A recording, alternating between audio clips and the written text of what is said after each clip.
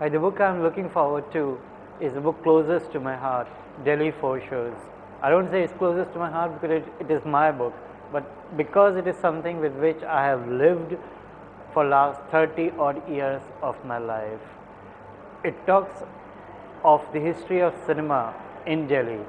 Most of the people, when they talk of cinema, they talk of Mumbai and maybe at times of Chennai for Tamil cinema, but nobody talks of Delhi as a Hindi cinema center. This is an attempt to focus on those cinema halls which have played a crucial role in the development of our cinema, in the development of our Hindi films, and at times even films of various other regions of the country.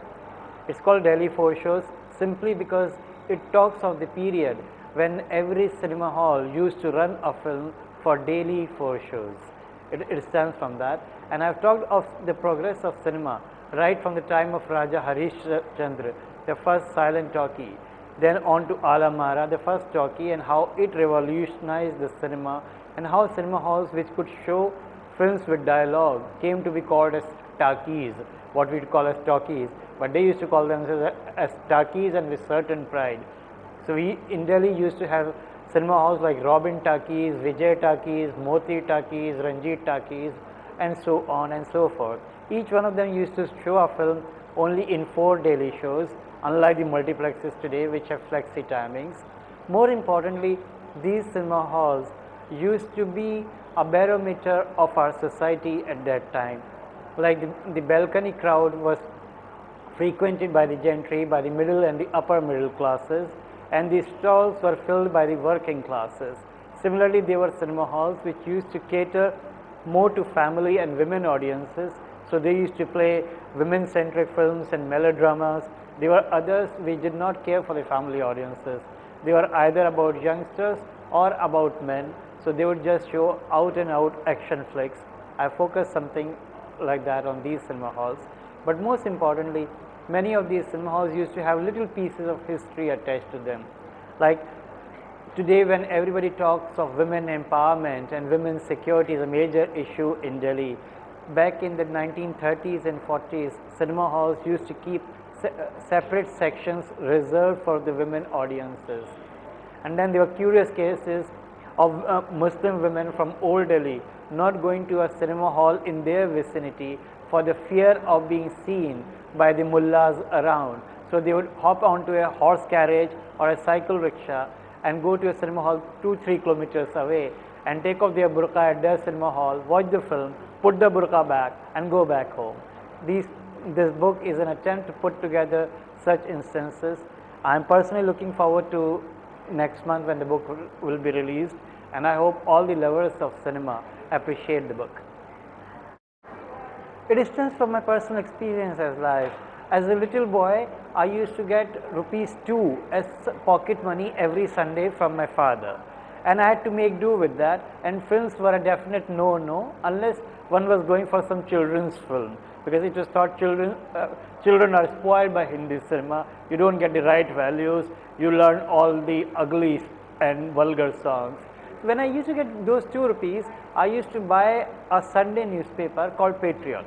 It was a daily, but every Sunday it used to have 4 pages of Hindi film advertisements.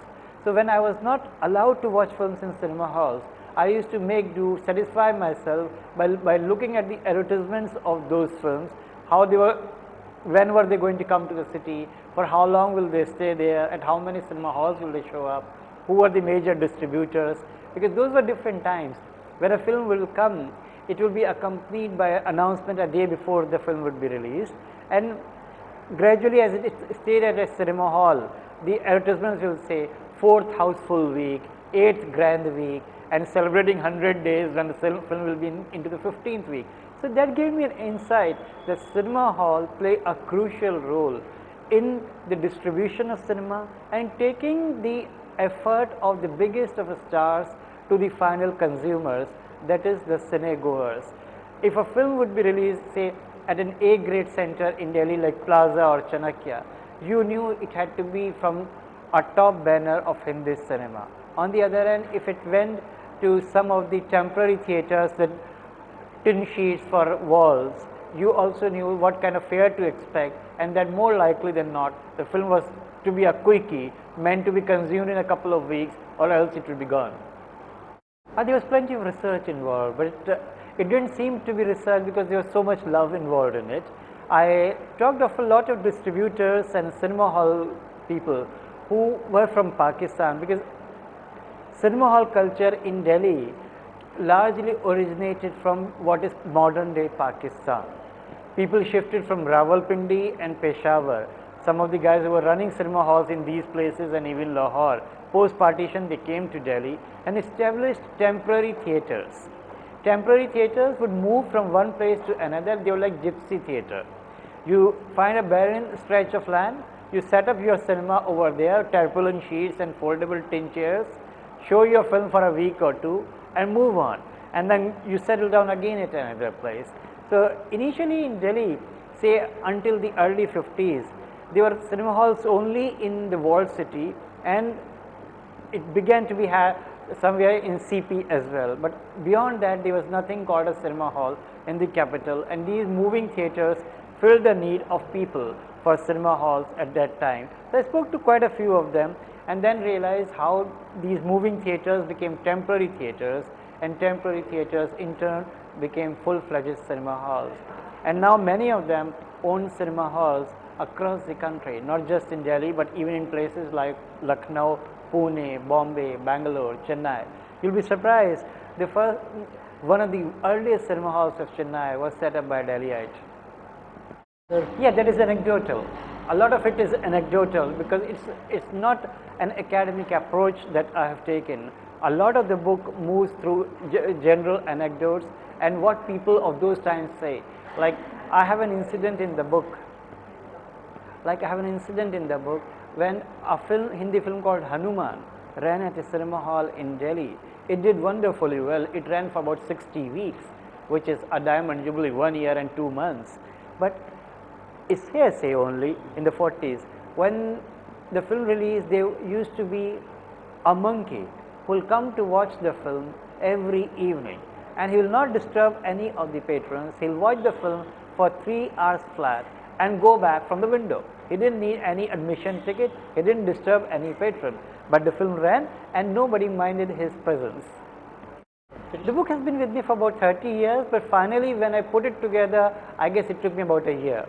And I have also focused quite a bit on how the admission rates have been revised over the years, how at one time in Delhi you could procure a ticket for as little as 5 paisa, and then the fanciest ticket at that time was 35 paisa, and now when it is about 200, 250 rupees, even going up to 2000 rupees. But the most interesting part as far as admission rates is concerned came from the late 70s onwards, when the cinema hall owners were allowed to raise the prices. Until then, the government used to regulate it very closely because cinema was regarded to be a media of mass entertainment and it was supposed to be within the reach of the common man. It is only when the theatre owners pointed out that a bottle of Campa Cola at that time costs you more than the ultimate admission ticket in a cinema hall that the rates were revised from the late 70s onwards.